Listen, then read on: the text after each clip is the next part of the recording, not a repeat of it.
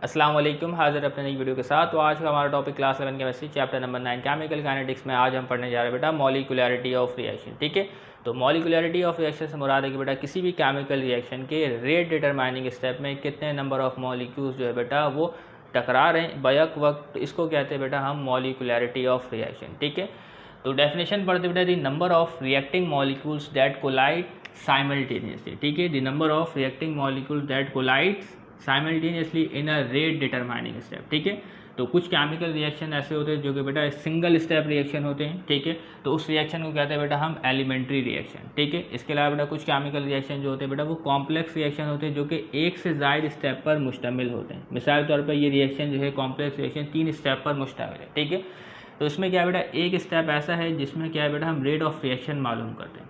ठीक है, सोचिए बेटा ये दूसरा स्टेप है जिसमें क्या है बेटा हम रेट ऑफ रिएक्शन जो है वो मालूम करते हैं, तो इसको कहेंगे बेटा रेट डिटरमाइनिंग स्टेप। ठीक है, तो इस रेट डिटरमाइनिंग स्टेप में बेटा कितने नंबर ऑफ मॉलिक्यूल्स जो है बैक वक्त टकरा रहे हैं, इसी को कहते हैं बेटा हम मॉलिक्यूलरिटी ऑफ रिएक्शन। ठीक है, जबकि जो आपके पास सिंगल स्टेप रिएक्शन है जिसको एलिमेंट्री रिएक्शन भी कहते हैं, तो क्या है बेटा ये तो सिंगल स्टेप पर मुश्तमिल है, तो यही क्या होगा बेटा इसका रेट डिटरमाइनिंग स्टेप होगा। ठीक है, जबकि कॉम्प्लेक्स रिएक्शन में क्या है बेटा 2 से ज़ायद स्टेप होते हैं, 2 स्टेप्स होते हैं, उसमें क्या है बेटा एक स्टेप जो है बेटा वो रेट डिटरमाइनिंग स्टेप होता है। तो डेफिनेशन दोबारा पढ़ते फिर बात आपको ठीक से समझ में आ जाएगी। ठीक है, the number of reacting molecules that collide simultaneously in a rate determining step, ठीक है, is called molecularity of reaction. Okay, बात क्लियर। तो केमिकल रिएक्शन में भी क्लास इनटू 2 टाइप्स, तो 2 तरीके से हम इसकी दर्जाबंदी करें, जैसे कि एलिमेंट्री रिएक्शन है और कॉम्प्लेक्स रिएक्शन है। ठीक है, elementary reaction as single step reaction is known as elementary reaction. ठीक है, तो जो भी सिंगल स्टेप रिएक्शन यानी एक ही वक्त में क्या है बेटा रिएक्टेंट जो है बेटा प्रोडक्ट में तब्दील हो जाता है, तो इस रिएक्शन को क्या है बेटा हम सिंगल स्टेप रिएक्शन। ठीक है, इसके मुकाबले बेटा कॉम्प्लेक्स रिएक्शन है अ रिएक्शन विच कंप्लीट्स इन 2 और मोर स्टेप। ठीक है, 2 या 2 से ज़ायद स्टेप में जो मुकम्मल हो, तो ऐसे रिएक्शन को कहेंगे बेटा हम कॉम्प्लेक्स रिएक्शन। ठीक है, सोचिए ये स्टेप 1 स्टेप 2 है। ठीक है, तो मिसाल बेटा इसमें स्टेप 2 जो है वो बेटा वो रेट डिटरमाइनिंग स्टेप है। ठीक है, तो इसमें बेटा कितने नंबर ऑफ मॉलिक्यूल्स बैक वक्त कोलाइड कर रहे हैं, तो इसी को कहेंगे बेटा मॉलिक्यूलरिटी ऑफ रिएक्शन। ठीक है, तो बेटा हम मॉलिक्यूलरिटी ऑफ एलिमेंट्री रिएक्शन पढ़ने जा रहे हैं। ठीक है, किताब में क्या है बेटा मॉलिक्यूलरिटी ऑफ कॉम्प्लेक्स रिएक्शन आपको डायरेक्ट पढ़ाया गया है। ठीक है, वो भी काफ़ी शॉर्ट है। तो क्या है मैं सबसे पहले आपको पढ़ाने जा रहा हूँ बेटा molecularity of an elementary reaction. ठीक है, तो अगर आप molecularity of an elementary reaction को समझ लेंगे तो आगे के टॉपिक आपको समझने में बड़ी आसानी होगी। ठीक है, तो पढ़ लेते हैं बेटा molecularity of an elementary reaction. ठीक है, तो सबसे पहले तो क्या है बेटा एलिमेंट्री रिएक्शंस का मतलब पता होना चाहिए। ये ऐसा रिएक्शन होता है जो कि सिंगल स्टेप होता है, एक ही स्टेप में क्या है बेटा मुकम्मल हो जाता है। ठीक है, तो इसका एक ही स्टेप है, तो यही स्टेप क्या होता है बेटा रेट डिटरमाइनिंग स्टेप होता है। तो इसी स्टेप हमें देखना है कि बेटा कितने नंबर ऑफ मॉलिक्यूल्स जो है बेटा बैक वक्त कोलाइड करते हैं। ठीक है, तो डेफिनेशन इसकी the number of reactant molecules involve in a reaction. ठीक है, कितने नंबर ऑफ मॉलिक्यूल्स है बेटा इस रिएक्शन में इन्वॉल्व है, इसी को क्या कहेंगे बेटा molecularity of an elementary reaction कहेंगे। ठीक है, तो क्या है बेटा कुछ एलिमेंट्री रिएक्शन की मॉलिक्यूलरिटी 1 होती है, 2 होती है, 3 होती है और 4 भी हो सकती है। ठीक है, तो एलिमेंट्री रिएक्शन की जो मॉलिक्यूलरिटी है वो 1 भी हो सकती है, 2 भी हो सकती है, 3 भी हो सकती है और 4 भी हो सकती है। ठीक है, लेकिन 4 जो मॉलिक्यूलरिटी है वो बहुत रेयर है, वो क्यों है इसको भी डिस्कस कर लेंगे। ठीक है, the elementary reaction having molecularity 1, ऐसा एलिमेंट्री रिएक्शन जिसकी मॉलिक्यूलरिटी क्या है बेटा 1 है, या ऐसा एलिमेंट्री रिएक्शन जिसकी मॉलिक्यूलरिटी 2 या 3 हो। ठीक है, तो ऐसे एलिमेंट्री रिएक्शन जिसकी मॉलिक्यूलरिटी 1 है उसको कहेंगे बेटा यूनी मॉलिक्यूलर रिएक्शन। ठीक है, और ऐसा एलिमेंट्री रिएक्शन जिसकी मॉलिक्यूलरिटी क्या है बेटा 2 है, तो उसको कहेंगे बेटा बाई मॉलिक्यूलर रिएक्शन। ठीक है, और ऐसा एलिमेंट्री रिएक्शन जिसकी मॉलिक्यूलरिटी क्या है बेटा 3 है, तो उसको कहेंगे बेटा हम ट्राई मॉलिक्यूलर रिएक्शन। ठीक है, तो देखिए बेटा नाम से ही ज़ाहिर है unimolecular, bimolecular and trimolecular. ठीक है, तो यूनी मॉलिक्यूलर रिएक्शन में क्या है बेटा एक मॉलिक्यूल जो है बेटा वो इन्वॉल्व होगा। ठीक है, जबकि बाई मॉलिक्यूलर रिएक्शन में क्या है बेटा 2 मॉलिक्यूल इन्वॉल्व होगा, जबकि ट्राई मॉलिक्यूलर रिएक्शन में क्या है बेटा 3 मॉलिक्यूल जो है बेटा वो इन्वॉल्व होगा। ठीक है, तो देखिए बेटा इसकी मिसाल है हमारे पास यूनी मॉलिक्यूलर रिएक्शन। ठीक है, तो यूनी मॉलिक्यूलर रिएक्शन की जो मॉलिक्यूलरिटी होती है वो क्या होती है बेटा 1 होती है। इसको मैंने शॉर्ट में लिखा है, इस बात को आप समझ जाइएगा। ठीक है, यानी कि इस रिएक्शन में क्या है बेटा एक मॉलिक्यूल जो है बेटा वो इन्वॉल्व होता है। ठीक है, तो एक ही मॉलिक्यूलर रिएक्टेंट जैसे कि आप देख सकते हैं, तो वो क्या है बेटा PCl5, तो PCl5 क्या है बेटा डिकम्पोज हो रहा है बेटा PCl3 और क्लोरीन गैस में। ठीक है, तो ये कितना मॉलिक्यूल है बेटा एक मॉलिक्यूल है। ठीक है, यही क्या हो रहा है बेटा डिकम्पोज हो रहा है, तब्दील हो रहा है बेटा PCl3 और क्लोरीन गैस में। तो ये रिएक्शन कौन सा बेटा, ये यूनिमॉलिक्यूलर रिएक्शन है, ठीक है, जिसकी मॉलिक्यूलरिटी क्या है बेटा 1 है। जैसे कि आप देख सकते हैं यहाँ पे एक मॉलिक्यूल इन्वॉल्व है इस रिएक्शन में, ठीक है। इसके अलावा बेटा बाईमॉलिक्यूलर रिएक्शन, इसकी कोई वर्डिंग मैं नहीं लिखवा रहा क्योंकि बेटा ये तो आपकी किताब में भी मौजूद नहीं है, तो ये आपसे पूछा भी नहीं जाएगा, ठीक है। तो हम पढ़ेंगे बेटा कॉम्प्लेक्स रिएक्शन को तफसील से। इसके अलावा बेटा बाईमॉलिक्यूलर रिएक्शन, तो बाईमॉलिक्यूलर रिएक्शन की जो मॉलिक्यूलरिटी होती है वो क्या होती है बेटा 2 होती है। तो इसमें क्या है बेटा, रिएक्टेंट साइड में 2 मॉलिक्यूल जो है बेटा वो आपस में एक वक्त में टकराएंगे, ठीक है। तो इसकी एग्जाम्पल देखिए बेटा, हाइड्रोजन आयोडाइड जो है बेटा कन्वर्ट हो रहा है हाइड्रोजन गैस और आयोडीन गैस, ठीक है। तो इसमें देखिए बेटा हाइड्रोजन आयोडाइड से पहले क्या लगा बेटा 2 लगा। अगर आप इस केमिकल इक्वेशन को बैलेंस करेंगे तो यहाँ पर क्या है बेटा, हमें 2 लगाना पड़ेगा। तो इसमें क्या है बेटा, बैक वक्त 2 हाइड्रोजन आयोडाइड के मॉलिक्यूल आपस में टकराएंगे, यानी एक हाइड्रोजन आयोडाइड का मॉलिक्यूल दूसरे हाइड्रोजन आयोडाइड के मॉलिक्यूल से टकराएगा, ठीक है, कोलाइड करेगा और रिएक्शन जो है बेटा आगे प्रोसीड होगा, ठीक है। तो ये रिएक्शन कहलाएगा बेटा बाई मॉलिक्यूलर रिएक्शन, क्योंकि इसमें क्या है बेटा 2 मॉलिक्यूल जो है बेटा वो कोलाइड कर रहे हैं, ठीक है। तो ये 2 मॉलिक्यूल क्या है बेटा डिफरेंट भी हो सकते हैं, ठीक है, लेकिन यहाँ पे क्या है बेटा दोनों मॉलिक्यूल सेम है, इससे कोई मसले की बात नहीं है, ठीक है। तो इसमें क्या है बेटा 2 मॉलिक्यूल्स इन्वॉल्व है, तो इस रिएक्शन की जो मॉलिक्यूलरिटी है वो क्या है बेटा 2 है, इस रिएक्शन की जो मॉलिक्यूलरिटी है बेटा वो 1 है, ठीक है। तो मॉलिक्यूलरिटी को बेटा आप इक्वेशन को देखकर भी बता सकते हैं, लेकिन कॉम्प्लेक्स रिएक्शन के लिए बेटा थोड़ा सा मामला पेचीदा है, तो उसको हम डिस्कस करेंगे, ठीक है। इसके अलावा बेटा जो तीसरा रिएक्शन है बेटा वो ट्राई मॉलिक्यूलर रिएक्शन। तो ट्राई मॉलिक्यूलर रिएक्शन है बेटा बैक वक्त 3 मॉलिक्यूल जो है बेटा वो टकराएंगे, ठीक है। तो देखिए बेटा यहाँ पे रिएक्शन है oxidation of sulphur dioxide into sulphur trioxide, ठीक है। तो ये क्या है बेटा सल्फर डाइऑक्साइड गैस है और ये क्या है बेटा ऑक्सीजन गैस। तो क्या हो रही है बेटा, ऑक्सीडेशन हो रही है सल्फर डाइऑक्साइड गैस की और ये तब्दील हो रहा है बेटा सल्फर ट्राइऑक्साइड में, ठीक है। तो देखिए बेटा इक्वेशन क्या है बेटा, हमारे पास बैलेंस है। तो रिएक्टेंट साइड में देखिए बेटा कितने मॉलिक्यूल्स बेटा बैक वक्त टकराएंगे तो सल्फर ट्राइऑक्साइड की जो है वो फॉर्मेशन होगी, ठीक है। तो 2 सल्फर डाइऑक्साइड के मॉलिक्यूल और 1 ऑक्सीजन गैस के मॉलिक्यूल जब टकराएंगे तो क्या है बेटा सल्फर ट्राइऑक्साइड के मॉलिक्यूल की फॉर्मेशन जो है बेटा होगी। तो इस केमिकल रिएक्शन की मॉलिक्यूलरिटी क्या है, इस केमिकल रिएक्शन की जो मॉलिक्यूलरिटी है बेटा वो क्या है बेटा 3 है, ठीक है। यानी कि 3 मॉलिक्यूल आपस में टकराएंगे तब जाके सल्फर ट्राइऑक्साइड की जो है वो फॉर्मेशन होगी, ठीक है। ये बात क्लियर। तो इस रिएक्शन को कहेंगे बेटा हम ट्राई मॉलिक्यूलर रिएक्शन। तो उम्मीद करते हैं बेटा ये बात तो आपको क्लियर हो गई होगी। तो अब बढ़ते हैं बेटा कॉम्प्लेक्स रिएक्शन की जानिब। तो अब हम डिस्कस करने जा रहे हैं बेटा molecularity of a complex reaction. तो कॉम्प्लेक्स रिएक्शन जो कि मल्टी स्टेप रिएक्शन होते हैं, जो कि 2 या 2 से ज़्यादा स्टेप्स पर मुश्तमिल होते हैं, ठीक है।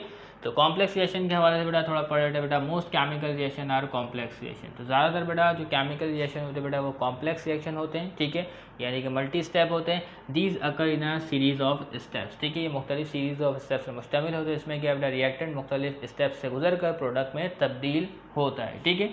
Each step is an elementary reaction. तो कॉम्प्लेक्स रिएक्शन बेटा जितने भी स्टेप हो, ठीक है, हर स्टेप को हम क्या कहते हैं बेटा एलिमेंट्री रिएक्शन कहते हैं, ठीक है। तो ये है बेटा हमारे पास एक कॉम्प्लेक्स रिएक्शन जिसमें क्या है बेटा रिएक्टेंट साइड में नाइट्रोजन डाइऑक्साइड गैस और कार्बन मोनोऑक्साइड गैस है, ठीक है। और प्रोडक्ट जो फॉर्म हो रही है वो हो रही है बेटा नाइट्रिक ऑक्साइड और कार्बन डाइऑक्साइड, जैसे कि आप देख सकते हैं, ठीक है। तो देखिए बेटा ये है कॉम्प्लेक्स रिएक्शन, ठीक है। इसके कितने स्टेप हैं, इसके 2 स्टेप हैं जिनको हम एलिमेंट्री स्टेप भी कह सकते हैं, ठीक है। इन दोनों स्टेप्स की क्या है बेटा अपनी अहमियत है, ठीक है। तो इसमें क्या है बेटा रिएक्टेंट जो है बेटा सीरीज ऑफ स्टेप्स से गुजर कर प्रोडक्ट में तब्दील होता है, ठीक है। तो इसको क्या कहते हैं हम बेटा मैकेनिज्म ऑफ रिएक्शन कहते हैं, ठीक है। तो देखिए जो पहला स्टेप है ये क्या है बेटा स्लोएस्ट स्टेप है, जबकि जो दूसरा स्टेप है ये क्या है बेटा फास्ट स्टेप है, ठीक है। जो स्लोएस्ट स्टेप है इसका बड़ा एक अहम किरदार होता है। तो स्लोएस्ट स्टेप को कहते हैं बेटा हम rate determining step. Slowest step को क्या कहते हैं बेटा हम रेट डिटरमाइनिंग स्टेप कहते हैं, यानी इस स्लो स्टेप की मदद से क्या है बेटा कॉम्प्लेक्स रिएक्शन का रेट ऑफ रिएक्शन जो है वो हम फाइंड कर सकते हैं। जबकि जो दूसरा स्टेप है ये क्या है बेटा फास्ट स्टेप है, ठीक है। तो ये रिएक्शन क्या है बेटा फ़ौरन से हो जाता है, तो क्या है बेटा इसकी मदद से हम रेट ऑफ रिएक्शन जो है वो मालूम नहीं कर सकते। ये बात क्लियर हो रही, ओके। इसके बाद बेटा the stepwise sequence of elementary reaction that convert reactant to product is called mechanism of reaction, ठीक है। तो ये क्या है बेटा स्टेप वाइज एलिमेंट्री रिएक्शन जिसमें क्या है बेटा रिएक्टेंट जो है वो तब्दील होता है बेटा प्रोडक्ट में। तो इस अमल को क्या कहेंगे बेटा हम मैकेनिज्म ऑफ रिएक्शन कहेंगे, ठीक है। तो मैकेनिज्म ऑफ रिएक्शन बेटा स्टेप 2 जो है वो पहले नहीं हो सकता। पहले क्या होगा बेटा स्टेप 1 होगा, ठीक है, फिर जाके स्टेप 2 होगा, क्योंकि बेटा ये काम जो है बेटा सीक्वेंस में होगा, ठीक है। तो इसी अमल को क्या कहते हैं बेटा हम मैकेनिज्म ऑफ रिएक्शन कहते हैं। ये बात क्लियर हो रही, ठीक है। In any mechanism some of the step will be fast and other will be slow. तो किसी मैकेनिज्म ऑफ रिएक्शन में क्या है बेटा कुछ स्टेप स्लो होते हैं और कुछ स्टेप क्या है बेटा फास्ट होते हैं, ठीक है। इस कॉम्प्लेक्स रिएक्शन में बेटा कितने स्टेप है बेटा 2 स्टेप है, ठीक है। तो कुछ कॉम्प्लेक्स रिएक्शन के बेटा 3 स्टेप भी हो सकते हैं, ये बात क्लियर हो रही है ना, ठीक है। तो इस कॉम्प्लेक्स रिएक्शन में बेटा 2 स्टेप है। इसका पहला स्टेप क्या है बेटा, स्लो है, ठीक है, जबकि जो दूसरा स्टेप है ये क्या है बेटा, फास्ट है, ठीक है। तो स्लोएस्ट स्टेप को क्या कहते हैं बेटा, हम रेट डिटरमाइनिंग स्टेप भी कहते हैं, या इसके अलावा इसको रेट कंट्रोलिंग स्टेप भी कह सकते हैं, ठीक है। The slowest step is rate determining और रेट कंट्रोलिंग स्टेप, ठीक है। यानी कि बेटा स्टेप 1 को हम कंट्रोल कर सकते हैं। अगर हम स्टेप 1 को कंट्रोल करेंगे तो रेट ऑफ रिएक्शन भी जो है वो कंट्रोल में आ जाएगा, तभी हम इसको क्या कह रहे हैं बेटा, रेट कंट्रोलिंग स्टेप कह रहे हैं। और इस स्टेप से क्या है बेटा, हम रेट ऑफ रिएक्शन को भी मालूम कर सकते हैं, क्योंकि इसमें जो रिएक्टेंट है वो स्लो क्या है बेटा, रिएक्ट करते हैं। और जो दूसरा स्टेप है बेटा, इसमें जो रिएक्टेंट है बेटा वो स्पीड से रिएक्ट कर जाते हैं, तो क्या है बेटा, हम रेट ऑफ रिएक्शन को फाइंड नहीं कर सकते। ये बात क्लियर हो रही है, okay. Consider an example of the reaction between nitrogen dioxide and carbon monoxide, ठीक है। तो इसमें क्या है बेटा, नाइट्रोजन डाइऑक्साइड और कार्बन मोनोऑक्साइड के रिएक्शन के नतीजे में जो प्रोडक्ट हासिल हो रही है वो है बेटा नाइट्रिक ऑक्साइड और कार्बन डाइऑक्साइड, ठीक है। तो ये कॉम्प्लेक्स रिएक्शन है जिसके 2 एलिमेंट्री स्टेप है, ये है बेटा स्टेप 1, ये है बेटा स्टेप 2, ठीक है। तो स्टेप 1 में देखिए बेटा हो क्या रहा है, तो बेटा इस कॉम्प्लेक्स रिएक्शन में देखिए बेटा जो कार्बन मोनोऑक्साइड है ये क्या है बेटा, डायरेक्टली नाइट्रोजन डाइऑक्साइड से रिएक्ट नहीं कर सकता। तो क्या होगा, तो होगा ये बेटा, सबसे पहले नाइट्रोजन डाइऑक्साइड का जो मॉलिक्यूल है वो नाइट्रोजन डाइऑक्साइड के मॉलिक्यूल के साथ रिएक्ट करेगा, ठीक है। स्टेप 1 में देखिए बेटा नाइट्रोजन डाइऑक्साइड, यानी कि जो नाइट्रोजन डाइऑक्साइड है बेटा वो नाइट्रोजन डाइऑक्साइड के साथ रिएक्ट करेगा, और प्रोडक्ट जो हासिल होगी बेटा वो होगी बेटा नाइट्रोजन ट्राइऑक्साइड और नाइट्रिक ऑक्साइड, ठीक है, देख सकते हैं। तो नाइट्रोजन डाइऑक्साइड का मॉलिक्यूल नाइट्रोजन डाइऑक्साइड के साथ रिएक्ट कर रहा है, प्रोड्यूस कर रहा है बेटा नाइट्रोजन ट्राइऑक्साइड और नाइट्रिक ऑक्साइड, ओके, क्लियर है, ठीक है। अब इसके बाद क्या है बेटा, देखें दूसरे स्टेप में, देखें दूसरे स्टेप में बेटा कौन इन्वॉल्व है बेटा, नाइट्रोजन ट्राइऑक्साइड, ठीक है। ये जो यहाँ पे फॉर्म हुआ था यही इन्वॉल्व है दूसरे स्टेप में, और ये रिएक्ट कर रहा है बेटा किसके साथ, कार्बन मोनोऑक्साइड के साथ, ठीक है। तो इसको कहेंगे बेटा हम रिएक्शन इंटरमीडिएट, इसको क्या कहेंगे बेटा हम, रिएक्शन इंटरमीडिएट, जो कि दूसरे स्टेप में कार्बन मोनोऑक्साइड के साथ रिएक्ट करेगा, ठीक है। तो बेटा carbon monoxide directly nitrogen dioxide के साथ रिएक्ट नहीं कर सकता, ठीक है। तो स्टेप 1 में क्या होगा बेटा, नाइट्रोजन ट्राइऑक्साइड की फॉर्मेशन होगी, और नाइट्रोजन ट्राइऑक्साइड जो है बेटा वो कार्बन मोनोऑक्साइड के साथ रिएक्ट करेगा, ठीक है, और प्रोड्यूस करेगा बेटा नाइट्रोजन डाइऑक्साइड और कार्बन डाइऑक्साइड, ठीक है। तो देखिए बेटा यहाँ पे 2 नाइट्रोजन डाइऑक्साइड आपस में रिएक्ट कर रहे थे, ठीक है। तो 1 नाइट्रोजन डाइऑक्साइड जो है बेटा वो वापस हासिल हो चुका है, ठीक है। और क्या है बेटा, कार्बन डाइऑक्साइड भी हासिल होगी, जैसा कि आप देख सकते हैं, ओके, क्लियर है, ठीक है। तो अगर आप इन दोनों रिएक्शन को सम करते हैं तो ये क्या है बेटा, ये कॉम्प्लेक्स रिएक्शन हमें हासिल हो जाएगा, ठीक है। तो अगर इसके नीचे एक लाइन मारें, ठीक है, तो इसमें क्या होगा बेटा, जो आपके पास NO3 है ये NO3 से कट जाएगा, ठीक है, ऐसा ही होगा। और इसमें क्या है बेटा, आपके पास NO2 से NO2 कट जाएगा, और आपके पास जो है बेटा NO2 और कार्बन मोनोऑक्साइड, ठीक है, और इस साइड में आपके पास NO2 और कार्बन डाइऑक्साइड जो है बेटा वो हासिल हो जाएगा, ठीक है।